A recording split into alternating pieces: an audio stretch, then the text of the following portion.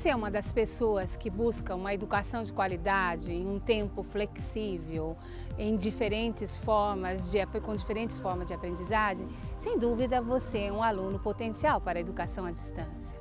E você pode cursar um curso nessa modalidade em qualquer universidade, sem necessariamente precisar estar num espaço físico como esse, mas com a mesma identidade e a mesma qualidade e com todas as prerrogativas que qualquer universidade oferece, tanto para os alunos presenciais como para a educação à distância. Nesse cenário, nessas inovações, tem que se falar um pouco da história dessa educação.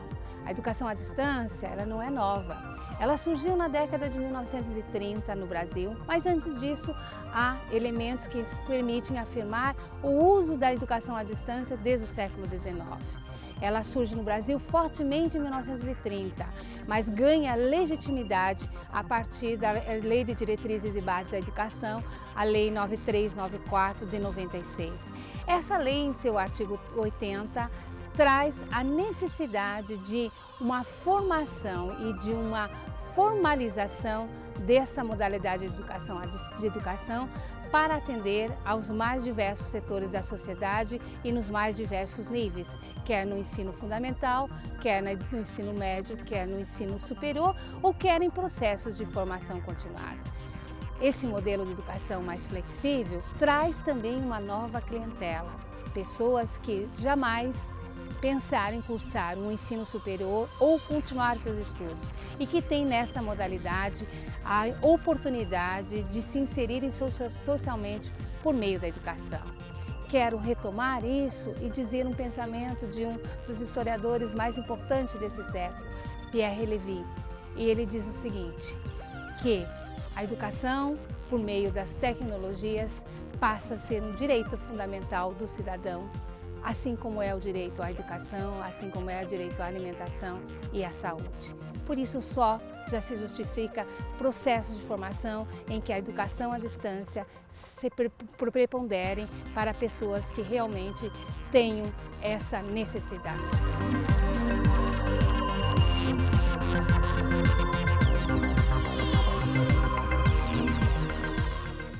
Estamos num espaço muito importante para o desenvolvimento do conhecimento, que é a gráfica. Uma gráfica é responsável pela produção de muitos materiais impressos e, dentre deles, um do maior significação para o conhecimento, que são os livros. Os livros, a partir de uma gráfica, eles são disseminados e lidos pela população. Essa forma de conhecimento se tornou muito importante a partir do século XV, quando Gutenberg inventou a imprensa. Da invenção de Gutenberg, da tipografia criada por ele, o avanço do conhecimento se estendeu de uma forma bastante dinâmica. No século XIX, nós vamos viver um outro fenômeno, onde as práticas de leitura se tornam mais constantes. Mais pessoas passam a ter acesso à leitura e à escrita, mulheres, crianças, jovens, e com isso uma disseminação do ato de ler de uma forma diferente. Temos então cada vez mais circulando o livro.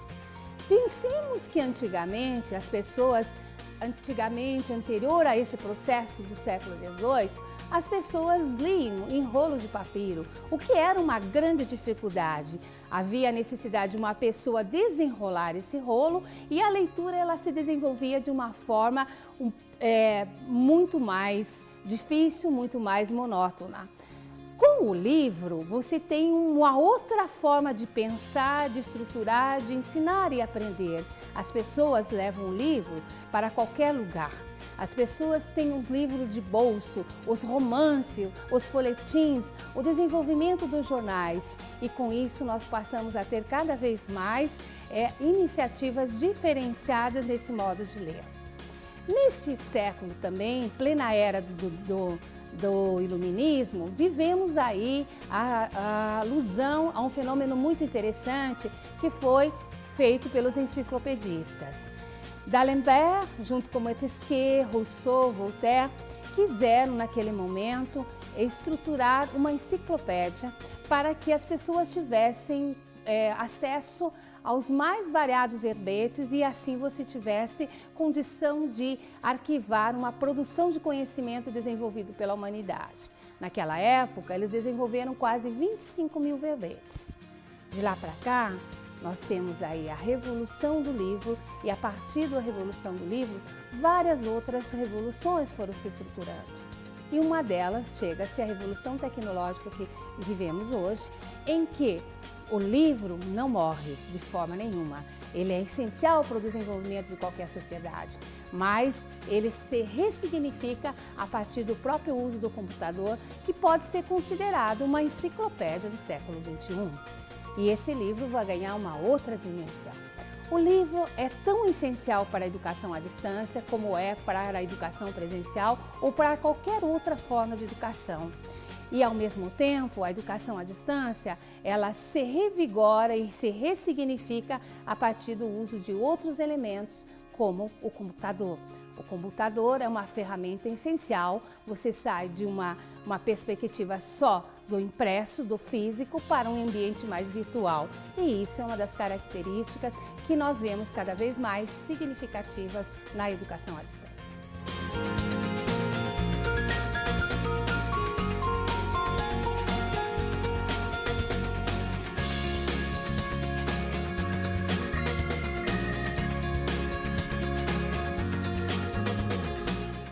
No final do século XIX, o mundo assiste a um itinerário de progresso e de inovação.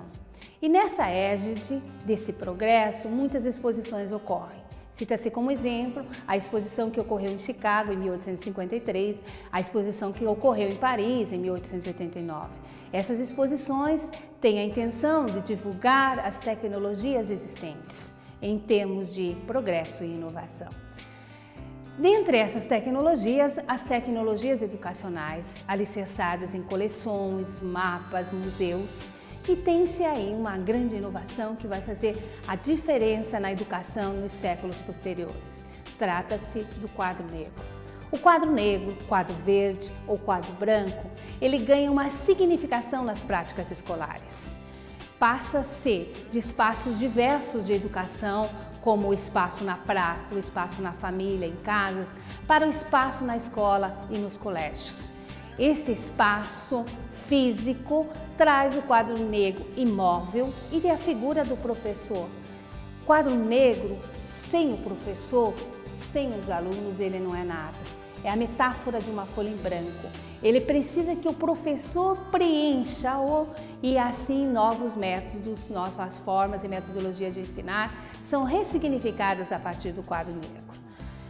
O quadro negro também, além dessa ressignificação do papel do professor e essa valorização do professor, ele traz um outro tipo de ensino, o ensino simultâneo, ou seja, ensinar tudo a todos, de uma mesma forma, em um mesmo tempo, em um mesmo espaço.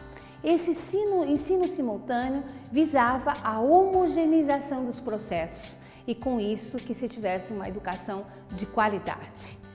Alicerçado ainda ao quadro de giz, nós temos aí um processo de interação entre professor e aluno mediado pelo quadro de giz. Mas qual é o significado hoje da sala de aula e do quadro de giz para a educação à distância? A sala de aula da educação à distância, ela está hoje disponível em outros espaços. Ela está disponível no espaço do computador, ela está disponível, por exemplo, nos celulares.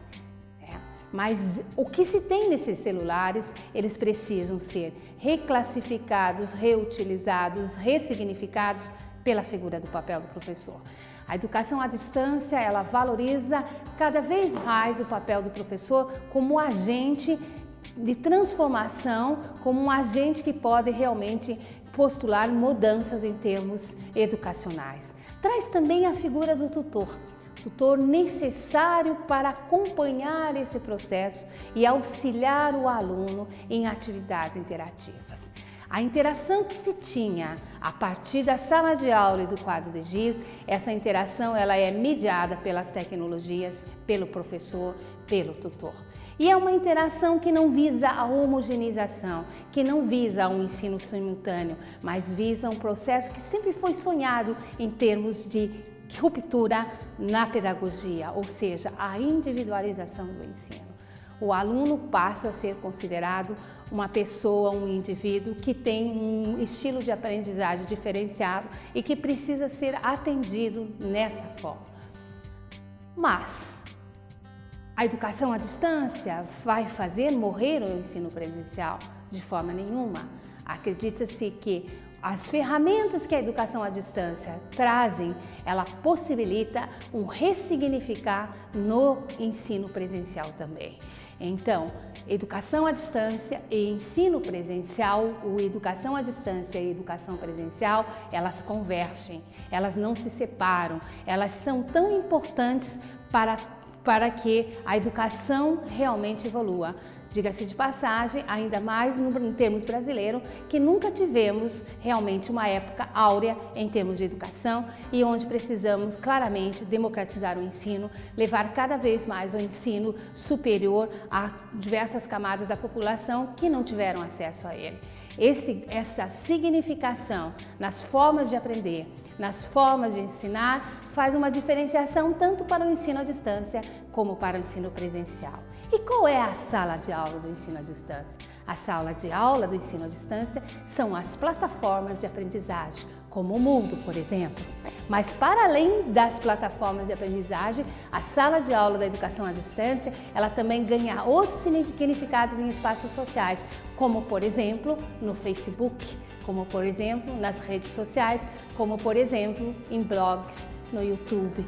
Ou seja, a educação à distância, ela ressignifica os espaços que são múltiplos, plurais e que ganham uma significação importante no desenvolvimento social.